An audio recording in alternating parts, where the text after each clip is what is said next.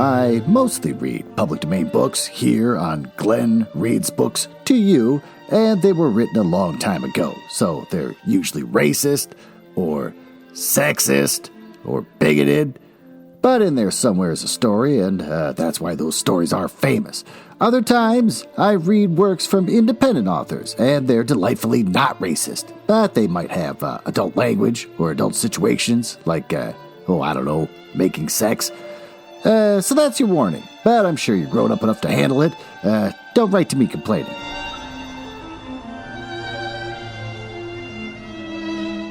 Can't believe it's up for a whole week. I didn't even know it had no intro, so now I'm redoing it like an idiot.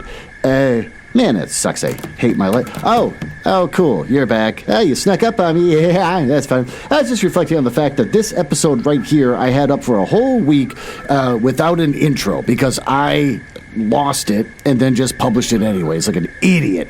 And so it's just minutes of silence, and all of a sudden I'm reading a book. Welcome to the Glenn Reads Gothic Books to You mansion. I'm gonna rent a mansion.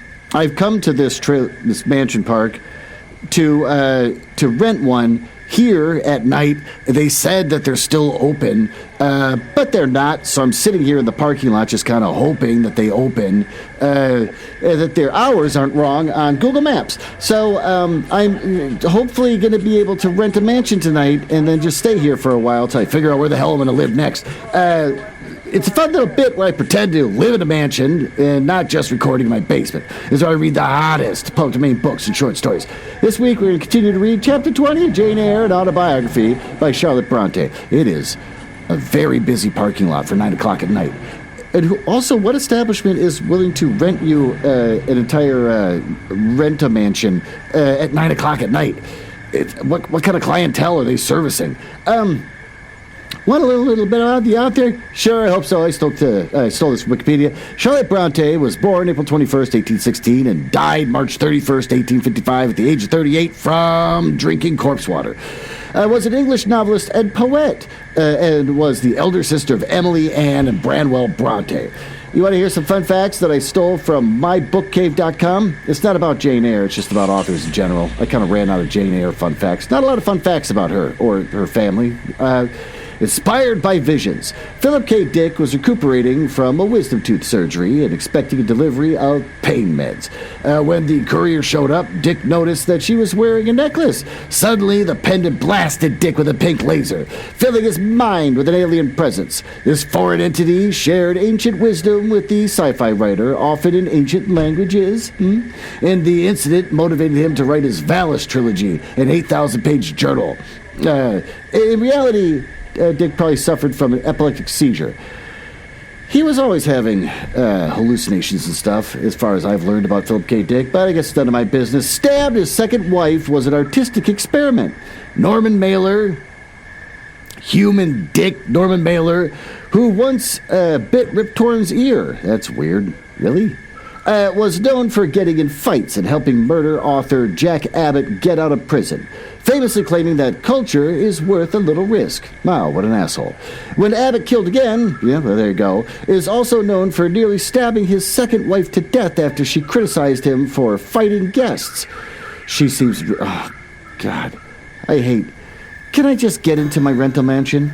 Well, thank God. That's the grandfather clock that I keep in the back of the car. Anyways, Mailer's sentence was suspended, and he went on to write a book and punch many a face. So I kind of like this website. Well, why don't we go read this book?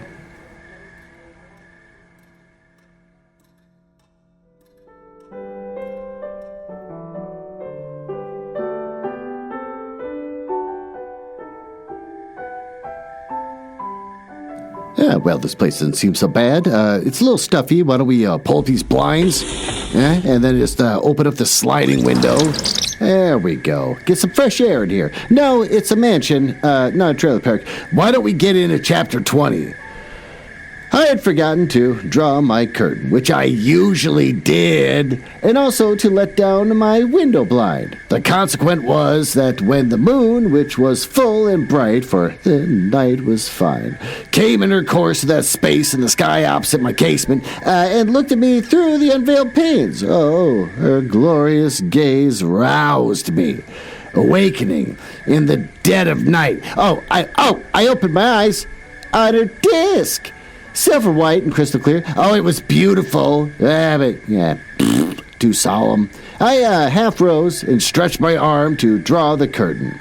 Good God, what a cry. Oh, the night, its silence, its rest, was rent in the twain by a savage, a sharp and shrilly sound that ran from end to end in Thornfield Hall. What the hell's that? There's kids outside? There's kids outside the trailer, the mansion? Oh, God damn it. Okay, let's keep going. It's too stuffy. I'm not closing the window. Ran from end to end in Thornfield Hall. My pulse stopped. Where are the parents? It's like 9 o'clock at night. My pulse stopped. My heart stood still, and my stretched arm was paralyzed. The cry died and was not renewed. Indeed, whatever was being uttered, that fearful shriek could not soon repeat it. Not the wildest winged candor on the Andes could, twice in succession, send out such a yell from the cloud shrouding its Eyre. You might not know what that word means, but it actually means a large nest or an eagle of other bird of prey. Nobody cares. The thing delivering such utterance must rest ere it would repeat the effort. It came out of the third story, for it passed overhead, and overhead, yes, in the room just above my chamber ceiling, I now heard a struggle. A deadly one, it seemed, from the noise, and a half-smothered voice shouted, "Help! Help! Help!" 3 times rapidly. "Will no one come?" it cried, and then, while the staggering and stamping went on wildly, I distinguished through the plank and the plaster, "Rochester! Rochester! For God's sake, come!" Chamber door opened. Someone ran or rushed along the gallery. Another step stamped on the flooring above, and something fell. And then there was silence. I put on some clothes. Through the horror, shook all my limbs, and I issued from my apartment the sleepers, which were all aroused. Ejaculations, terrified, murmurs sounded in every room. Door after door unclosed. One looked out, and another looked out, and the gallery filled. Gentlemen and ladies alike had quitted their beds, and what is it? Who's hurt? What has happened? Fetch a light. Is it fire? And are there robbers? Shall we run? Was demanded confusedly on all hands. But for the moonlight, they would have been in complete darkness. They ran to and fro. They crowded together. Some sobbed. Some stumbled. Well, the confusion was inextricable. "Where the devil's Rochester?" Cried Colonel Dent. "I cannot find him in his bed." Here, was shouted in return. "Be composed, all of you, I'm coming." And the door at the end of the gallery opened, and Mr. Rochester advanced with a candle, and he had just ascended from the upper story. Well, one of the ladies, the kids are back. One of the ladies ran to him directly. She seized his arm. Get out of here. Get out of here, I'm doing something. You're too loud. Descended from the upper story. One of the ladies ran to him directly. She seized his arm, and it was Miss Ingram. "Oh, what awful event has taken place," said she. "Speak, let us know the worst at once." "But don't pull me down or strangle me," he replied, for the Mrs. Ashton were clinging about him now, and the 2 dowagers in vast white wrappers were bearing down on him like ships in full sail.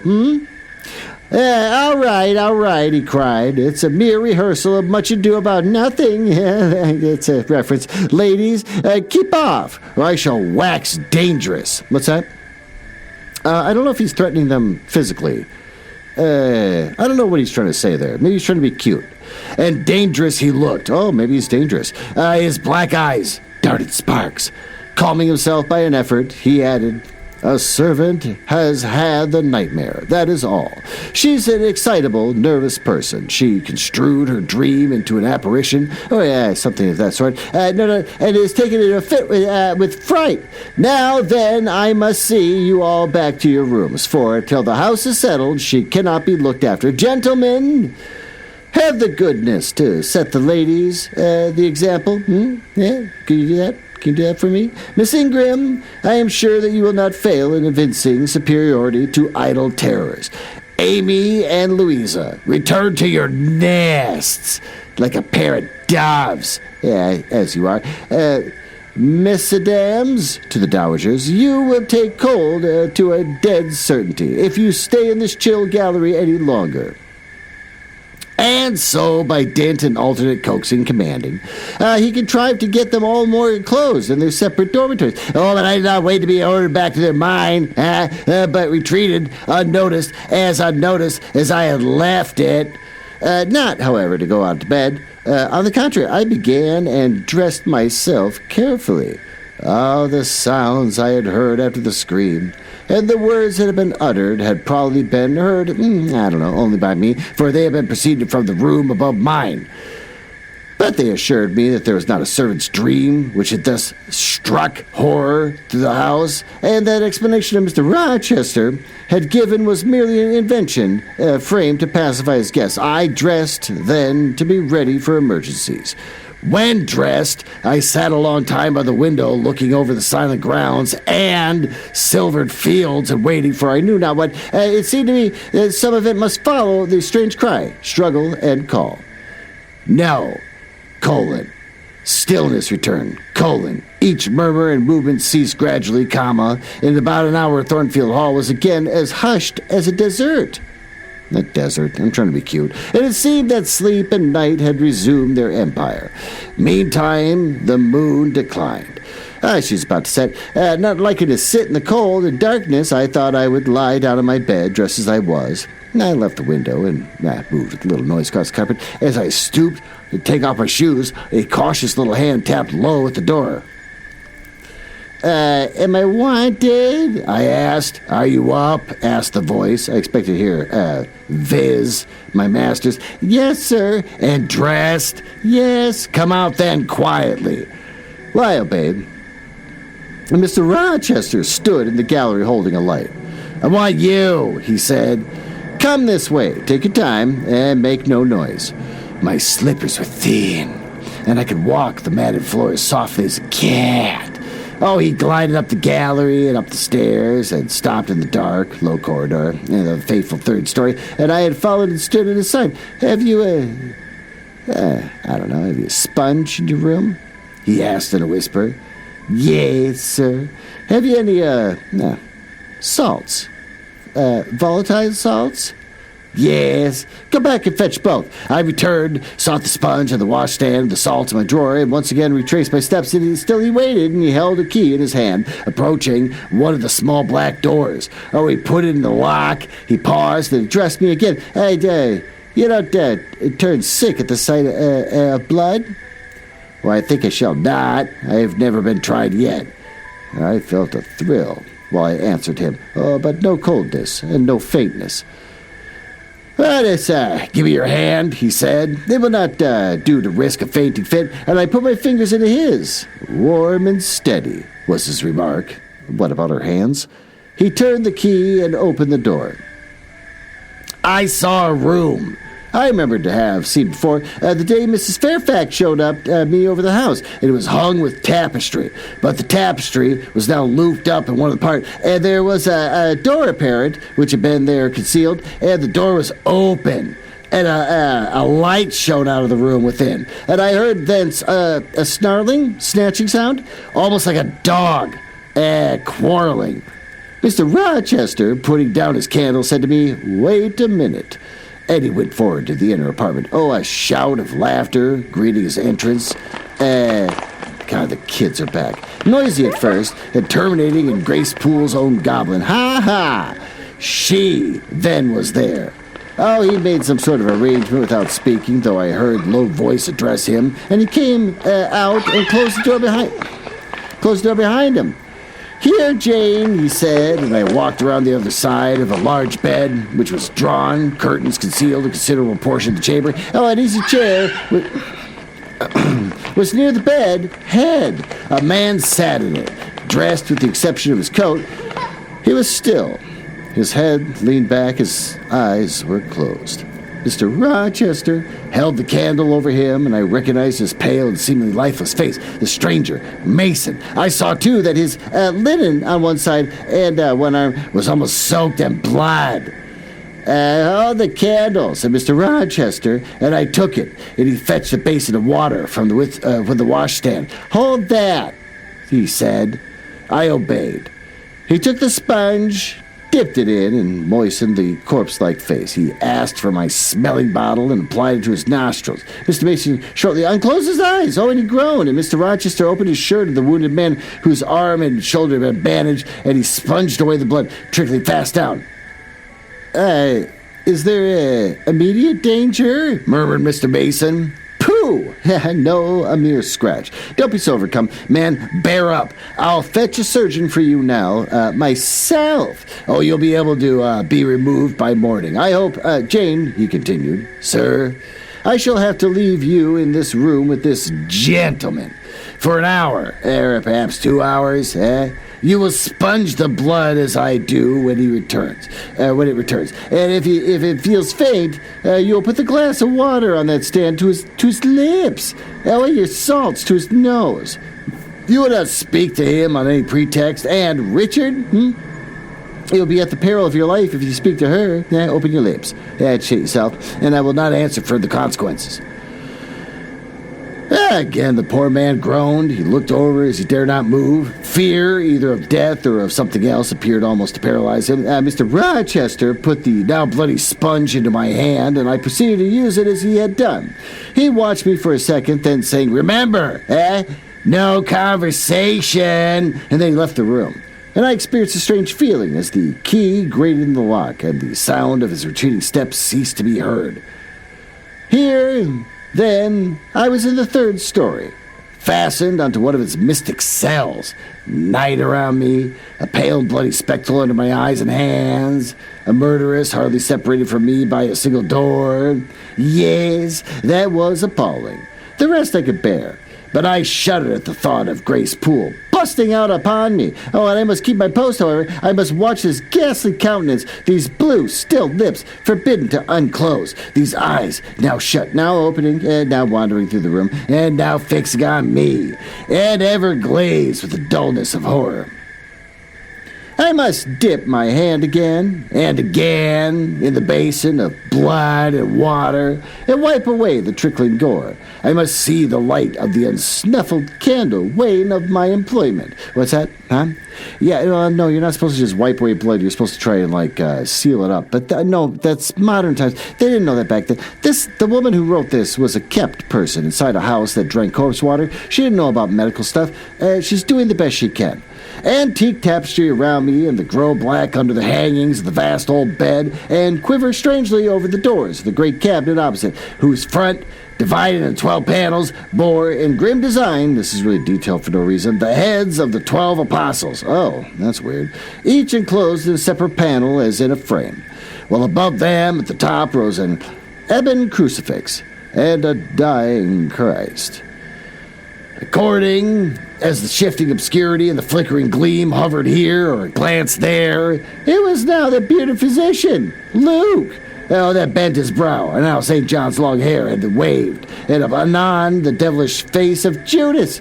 It grew out of the panel and seemed gathering life and threatening a revelation of the arch-traitor, of Satan himself, in his subordinate form. Amidst all this, I had to listen as well as watch. To listen for the movements of the wild beast or the fiend in yonder inside den. Oh, God damn it, the kids are back. But since Mr. Rochester's visit, it seemed spellbound. All the night I heard but 3 sounds at 3 long intervals. A step creak, a momentary renewal of the snarling canine noise, and a deep human groan. Then my own thoughts worried me. What crime was this that lived incarnate in this sequestered mansion, that could neither be expelled nor subdued by the owner?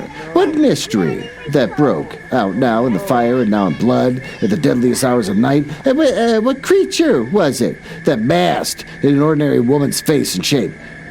Out of the voice now of a mocking demon, and anon of a carrion-seeking bird of prey. This man I bent over, this commonplace, quiet stranger, how had he become involved in the web of horror? And why had the fury flown at him? What made him seek the quarter of this house in this untimely season, when he should have been asleep in bed? And I had heard Mr. Rochester assign him an apartment below. And what brought him here? And why? Now, had he so tame under the violence and treachery done him? Eh? Why did he so quietly submit to the concealment of Mr. Rochester enforced? And why did Mr. Rochester enforce his concealment? His guest had been outraged. His own life on a former occasion had been hideously plotted against, and both attempts he smothered in secrecy and sank in oblivion. Lastly, I saw Mr. Mason was submissive to Mr. Rochester. That impetuous, not looking it up, I mean, I know what it means, but I might be saying it wrong. Not looking it up. Well, if the latter held complete sway over the inertness of the former. The few words which had passed between them assured me of this. Well, it was evident that in their former intercourse, the passive disposition of the one had been habitually influenced by the active energy of the other. Whence then had arisen Mr. Rochester's dismay when he heard of Mr. Mason's arrival. Why had the mere name of this unresisting individual, whom his word now sufficed to control like a child, fallen on him? A few hours since, as a thunderbolt might fall on an oak. I could not forget his look and his paleness when he whispered, "Jane, I got a blow. I've got a blow, Jane." I could not forget how the arm had trembled when he rested on his shoulder, and how there is no light matter which could thus bow and resolute, spirit and thrill the vigorous frame of the Fairfax Rochester. Where will he come? Where will he come? I cried inwardly as my night lingered and lingered, and as my bleeding patient drooped, moaned, and sickened, and neither day nor aid arrived. I had again and again held the water to Mason's white lips, and again offered him the stimulating salts. My efforts seemed ineffectual, either bodily or mental suffering of loss and blood, or of all three combined, were fast prostrating his strength. He moaned so. He looked so weak, wild, and lost, and I feared that he was dying, and I might not even speak to him. But the candle wasted last and went out. As it expired, I perceived streaks of gray light edging the window curtains. I got it backwards. Drawn was then approaching. Presently, I heard the pilot bark far below, out of his distant kennel into the courtyard, and I hope revived. Nor was it unwarranted. In 5 minutes more, the grating key, the yielding lock, warned me that my watch was relieved. It could not have lasted more than 2 hours. Many a week, it seemed shorter. Mr. Rochester entered, and with him the surgeon he had been to fetch. "Now, Carter, be on the alert," he said at last, "and I will give you but half an hour for dressing the wound. Fastening the bandages, getting all the patients downstairs and all. But is he fit to move, sir?" "Well, no doubt of it. It's nothing serious. He is nervous. His spirits must be kept up. Come, set to work." Mr. Rochester drew back the thick curtain, drew up the Holland blind, let in all the daylight he could, and I was surprised and cheered to see how far drawn he was advanced, when rosy streaks were beginning to brighten to the east, and then he approached Mason, whom the surgeon was already handling. "Now, my good fellow, how are you?" he asked. "Well, she's done for me, I fear," was a faint reply. "Not a whit. Courage. This day fortnight, burp, you'll hardly be a pin the worse of it. You've lost a little blood, that's all. Carter, assure him there's no danger." "I can do that conscientiously," said Carter, who had now undone the bandages. "Only I wish I could have got here sooner. He would not have bled so much. But how is this? The flesh on the shoulder is torn as well as cut. The wound was not done with a knife. There have been teeth here." "She bit me," he murmured. "She worried me like a tigress when Rochester got the knife from her. You should not have yielded. You should have grappled with her at once, said Mr. Rochester. But under such circumstances, what could one do? Returned Mason. It was frightful, he added, shuddering. And I did not expect it. She looked so quiet at first. Well, I warned you, was his friend's answer. I said I'd be on your guard when you go near her. Besides, you might have waited till tomorrow and had me with you. It was a mere folly to attempt to interview tonight and alone. I thought I could have done some good. Well, that seems like a good enough spot for us to take a break. What do we, this tiny rental mansion, I'm sure it's got some kind of library or basement. We just got to wander around this 20-foot space and see what we got here. Why don't you follow me this way?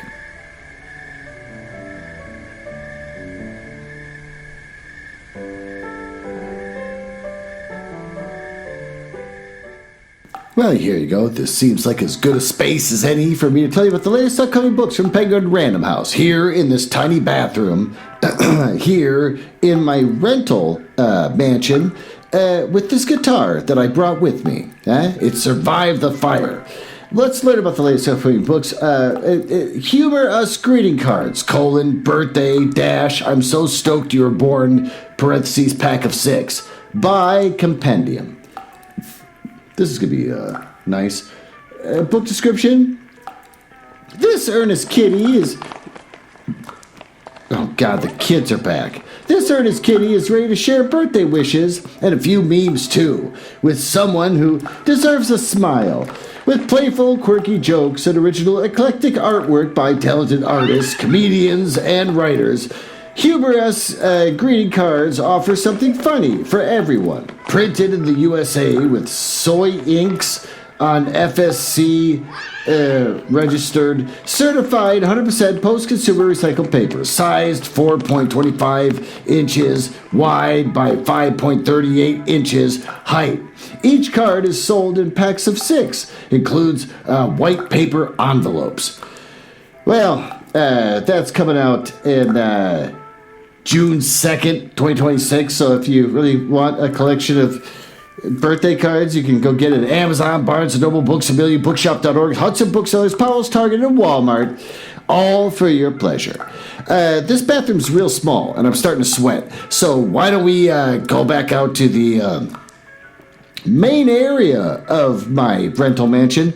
I'm going to call it the meeting room next to the servant's kitchen by only 2 feet. I'll see you there.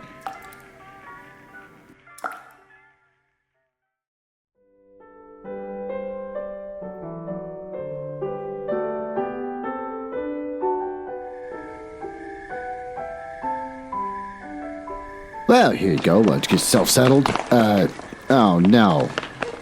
Oh, the kids are back. Jesus Christ, these kids are annoying. It's like 11 o'clock at night.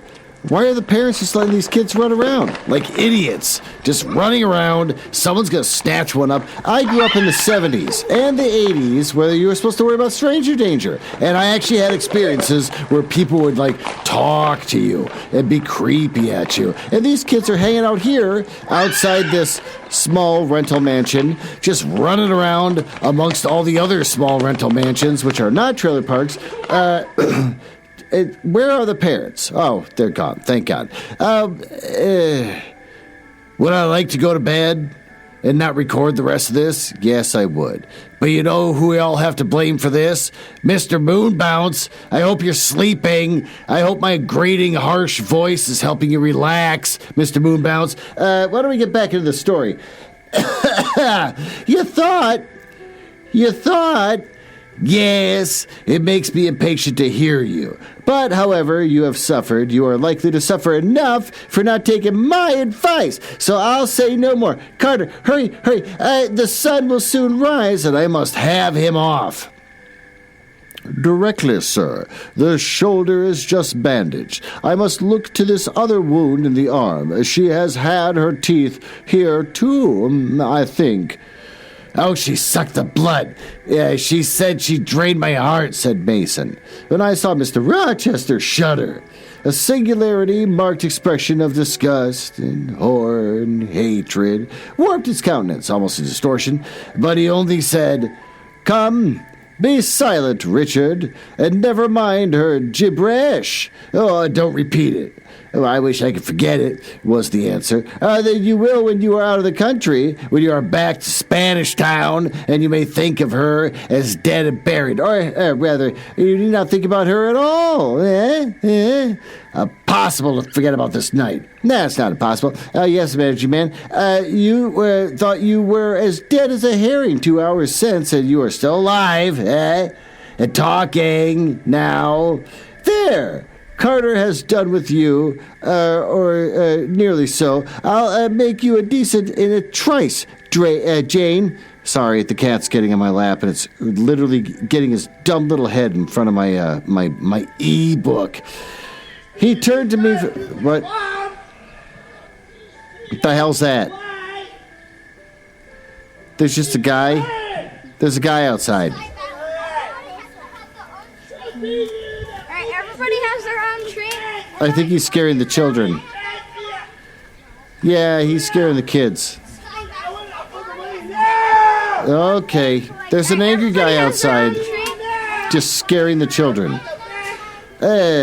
Not impossible. Yes, there, Carter. So I'll make you a decent in a trice, Jane. He turned to me for the first time since his re-entrance. "Take this key, go down into my bedroom, and walk straight forward into my dressing room. Open the top drawer of the wardrobe and take out a clean shirt and a neck handkerchief. That's the thing. Bring them here and be nimble." What is going on outside? Okay. Well, I went and sought the repository he had mentioned and found the articles named and returned with them. "Now," said he, "go to the other side of the bed. Go to the other side of the bed while I order his toilet. But don't leave the room. You may be wanted again." I retired as directed. "Was anybody stirring below when you went down, Jane?" inquired Mr. Rochester presently. "No, sir. All was very still." "We shall get you off cannily, Dick, and it will be even better." This guy, he's out there with a bottle. He's just yelling at nobody at this point. All right. Let's move on. "We shall get you off cannily, Dick, and it will be better, both for your sake and for that of the poor creature in yonder. I have striven long to avoid exposure, and I should not like it to come at last. Here, Carter, help him on with his waistcoat.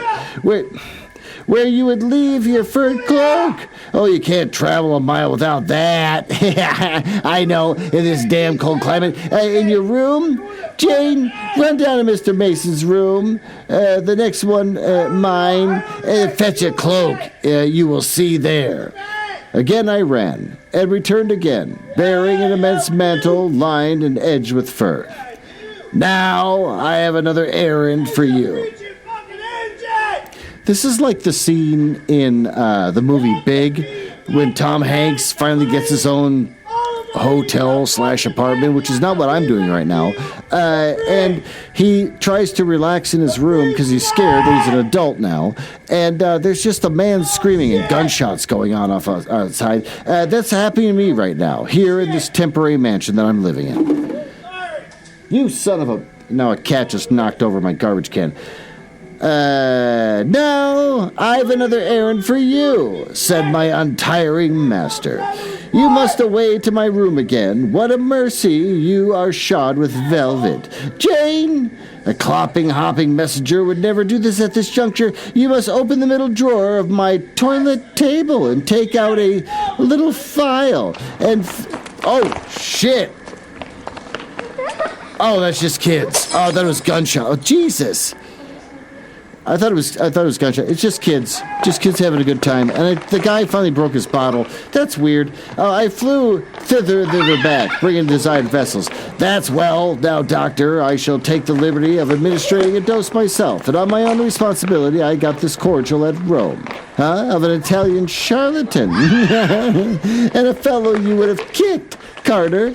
It was not a thing to be used indiscriminately, but it was a good upon occasion. As now, for instance, Jane, a little water. He held out a tiny glass, and I filled it with the water bottle from the washstand. Yeah, that will do. Now wet the lip of the vial. I did so. He measured 12 drops of crimson liquid and presented it to Mason. Drink, Richard. It will give you a heart you lack for an hour or so. What is it, just like liquid cocaine? But will it hurt me? Is it inflammatory? Drink, drink, drink, with all exclamation points.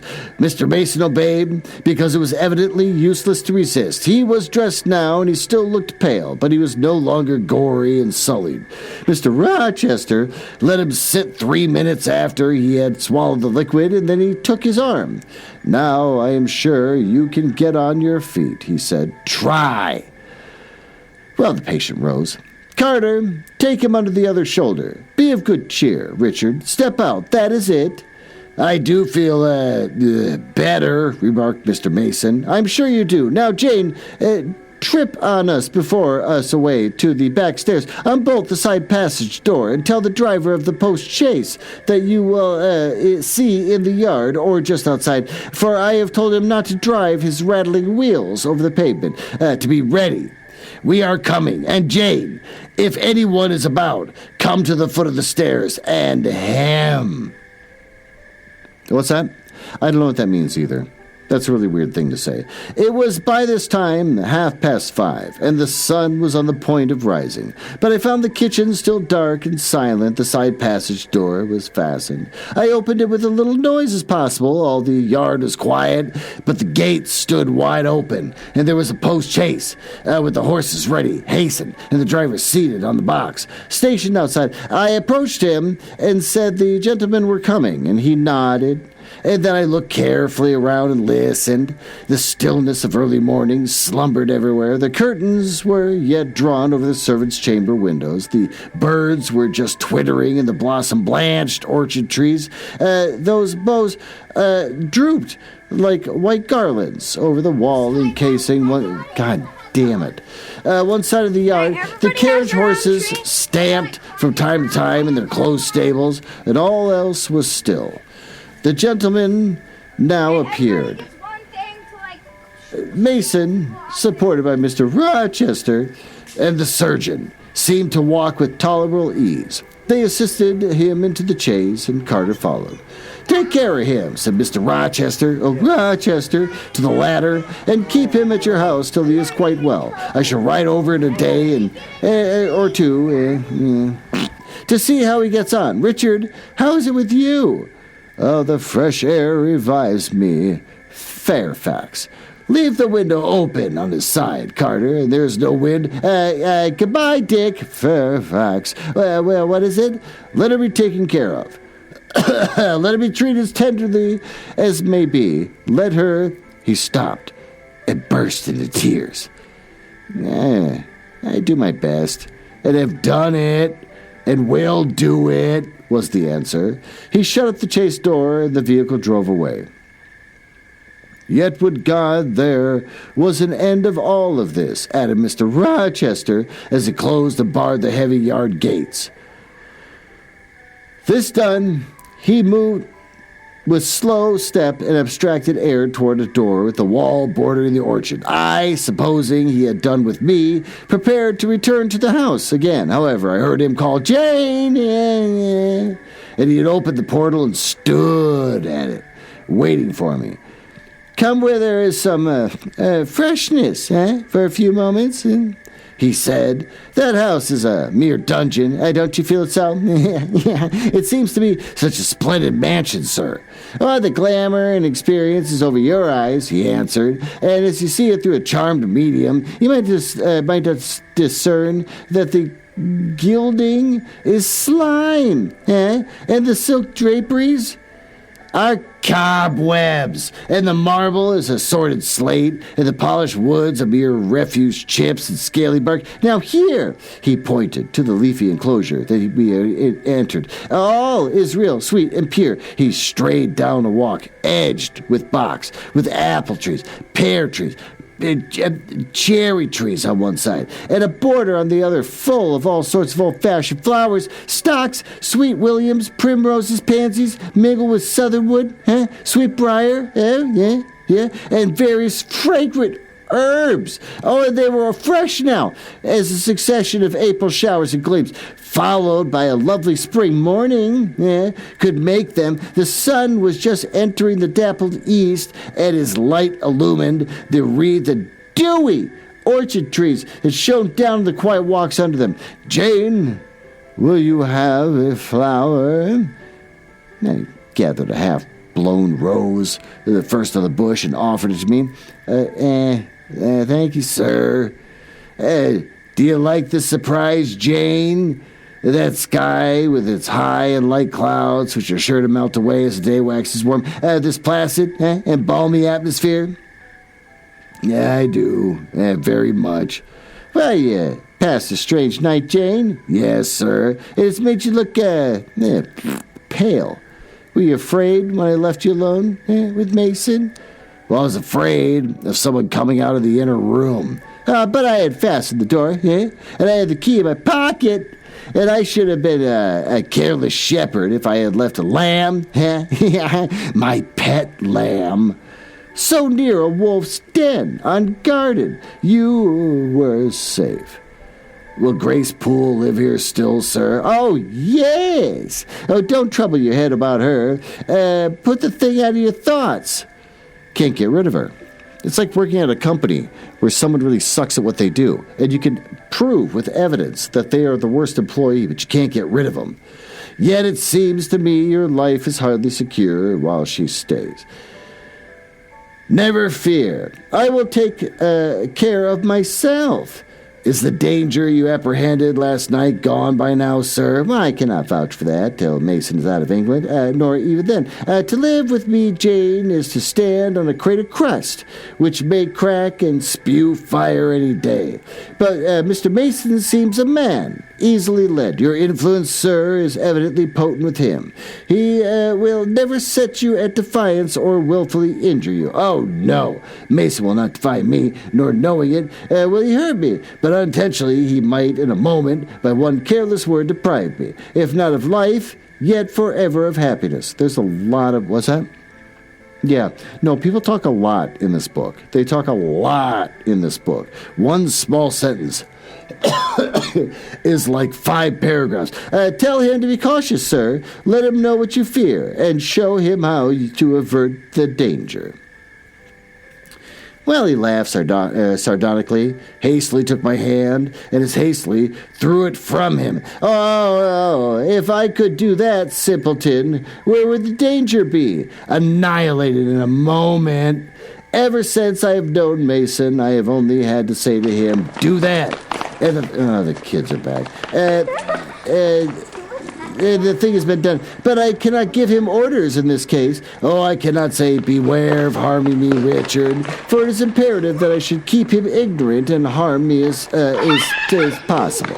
Now, you look puzzled, and I will puzzle you further. You are my little friend, are you not? No, I've never referred to any of my friends as little friends, or small friends, or tiny pocket buddies. I like to serve you, sir, and to obey you in all that is right. Precisely. I see that you do. I see genuine commitment in your gait. And mean... You might not know what that word means. I know what it means. It's mean. It's a person's appearance or manner, especially the indication of their character or mood. Your eye and face when you are helping me and pleasing me, working for me and with me. In, as you characteristically say, all that is right. For if I bid you do what you thought was wrong, there would be no light-footed running, no neat-handed alacrity, not looking it up, no lively glance or an animated complexion. My friend would then turn to me, quiet and pale, would say, no, sir, that is impossible. I cannot do it, because it is wrong. And would become immutable with a fixed star. Well, you, too, have power over me, and may injure me, yet I dare not show you where I am vulnerable. This is like 5 pages of just him talking. Lest, faithful and friendly as you are, you should transfix me at once. If you have no more to fear from me, or from Mr. Mason, than you have from me, sir, you are very safe. God grant it to be so. Here, Jane, is an arbor. Sit down. The arbor was an arch in the wall lined with ivy. It contained a rustic seat, and Mr. Rochester took it, leaving room, however, for me, but I stood before him. Sit, he said. The bench is long enough for 2. You don't hesitate to take place at my side, do you, eh? Is that wrong, Jane? I answered him by assuming it. To refuse would, I felt, have been unwise. Now, my little friend, insulting, calling them a little friend, while the sun drinks the dew, while all the flowers in this old garden awake and expand, and the birds fetch their young ones. Breakfast out of the thornfield, and the early bees do their spell of work. I'll put a case to you, which you must endeavor and suppose your own. But first, look at me and tell me that you are at ease, and not fearing that I err in detaining you, or that you err in staying. No, sir, I'm content. Well then, Jane, call an aid to your fancy, supposing you are no longer a girl, well-reared and disciplined, but a wild boy. Indulged from childhood upwards. Imagine yourself in a remote foreign land. Conceive that you are there, commit a capital error, no matter what that nature of what the motives, but one of those whose consequences must follow you through life and taint all your existence. Mind, I don't say a crime, but I'm not speaking of shedding of blood or any other guilty act which might make the perpetrator amenable to the law. My word is error, God, he talks a lot. The results of what you have done become in time to your utterly insupportable. You take measures to obtain relief, unusual measures, but neither lawful or culpable. Still you are miserable, for hope has quitted you of the very confines of life. Your sun at noon darkens at an eclipse, which you feel will not leave it till the time of setting. Bitter and base associations have become the sole food of your memory. You wander here and there, seeking rest in exile, happiness and pleasure, and I mean in heartless sensual pleasure, such as dulls intellect and blights feeling. Heart-weary and soul-withered, you come home after years of voluntary banishment. Where the fuck is this going? You make a new acquaintance. How or where you, no matter. You find in this stranger much of the good and bright qualities which you have sought over 20 years and never before encountered, and they are all fresh, healthy, without soil, without taint. Such society revives, regenerates. You feel better days come back, higher wishes, pure feelings. You desire recommence your life, to spend what remains of you these days in a way more worthy of an immortal being. To attain this end, you have justified an overleaping of an obstacle of custom. This is like some fucking weird-ass gaslighting. This is bizarre. His whole speech to what? Tell her not to worry about the murderer that's, like, living in this mansion? I don't have a murderer in my mansion. Do I? No, I got a murder. Which neither your conscience or sanctifies nor your judgment approves. He paused for an answer. What was that to say? Oh, for some good spirit to suggest a judicious and satisfactory response. Faint aspiration. The west wind whispered in the ivy around me, but no gentle Ariel borrowed its breath as a medium of speech. The birds sang in the treetops, but their song, however sweet, was inarticulate. Again, Mr. Rochester propounded his query. God, in the wandering and sinful, but now rest-seeking and repentant man justified daring the world's opinion in order to attach to him forever this gentle, gracious, genial stranger, thereby securing his own peace of mind, regeneration of life? Can this chapter end? Sir, I answered, A wanderer's repose or a sinner's reformation should never depend on a fellow creature. Men and women die. Philosophers falter in wisdom, and Christians in goodness. If anyone you know has suffered or erred, let him look higher than his equals for strength to amend, the solace to heal. But the instrument, God who does the work, ordains the instrument. I have myself, I tell you without parable, been a worldly, dissipated, restless man, and I believe I have found the instrument for my cure in M-. He paused. The birds went on caroling, the leaves lightly rustling. And I almost wondered that they did not check their songs and whispers to catch suspended revelation, but they would have had to wait many minutes. So long was the silence protracted. At last I looked up at the tardy speaker. He was looking eagerly at me. "Little friend," said he, in a quite changed tone. Well, his face changed too, losing all softness and gravity, and becoming harsh and sarcastic. "You've noticed my tender penchant for Miss Ingram. You don't think if I married her, she would regenerate me with a vengeance?" He got up instantly. They went quite to the other end of the walk, and then came back as he was humming a tune. "Jane, Jane," said he, stopping before me, "you are quite pale with your vigils. Don't you curse me for disturbing your rest?" "Curse you? No, sir. Shake hands in confirmation of the word." Oh, what cold fingers. "Oh, they were warmer last night than I touched them at the door of the mysterious chamber. Jane, when will you watch with me again?" "Whenever I can be useful, sir. For instance, the night before I am married. I am sure I shall not be able to sleep. Will you promise to sit up with me, to bear my company? To you I can talk of my lovely one, for now you have seen her and know her." "Yes, sir." "She's a rare one, is she not?" "Jane?" "Yes, sir. A strapper. A real strapper. Jane, big, brown, and buxom, with hair just as such as the ladies of Carthage must have had. Bless me, there's Dant and Lynn and the stables. Go on by the shrubbery, through that wicket." As I went one way, he went another, and I heard him in the yard saying cheerfully, "Mason got the start of you all this morning, and he was gone before sunrise. I rose at 4 to see him off." Oh, thank God that's the end of the chapter. Great, we got some asshole working on their car out in the, it's not just an asshole. It's that one goddamn cat that burned my house down. This cat's working on his car, and now we got the guy yelling again. This is ridiculous. I can't stay here all night. It's too loud. What? Great. He's getting upset. Just drive off. Oh, son of a, he's shooting at the guy. Okay, well, with that, we should probably wrap up this episode. Okay, I will probably see you next week.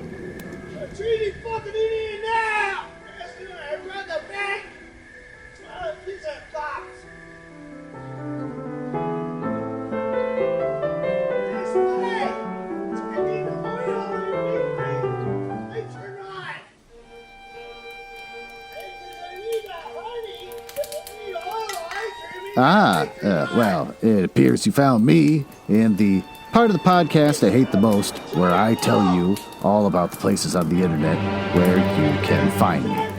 You can tell I hate this because of the sound effects making it sound like a stormy night in the drawing room of the damned. Now, there's that. Are you cool? I like cool people. It's the reason why I got involved in this business to begin with, just to meet cool people, not losers. So if you're cool, feel free to go over to my website, nuzzlehouse.com. That's where you can find pretty much everything we've ever done, like Gestating the Curious Mind, where my wife and I make paranormal smut, Masterpiece Auditorium, where my wife and I review horrible literature, and Two Books, One Cup, a sometimes D&D podcast, sometimes debate show podcast, with friends like Ben from Words About Books and Elton from Elton Reads a Book a Week. We also have a Patreon that's been under construction forever, so you can give us money to pay our bills. And since I think you might be cool, you can always just email me directly. glenn.nuzzles@gmail.com. But don't email if you're a nerdlinger or a dork. Now, back to business. I can't believe I drank all of them already. There's got to be one left.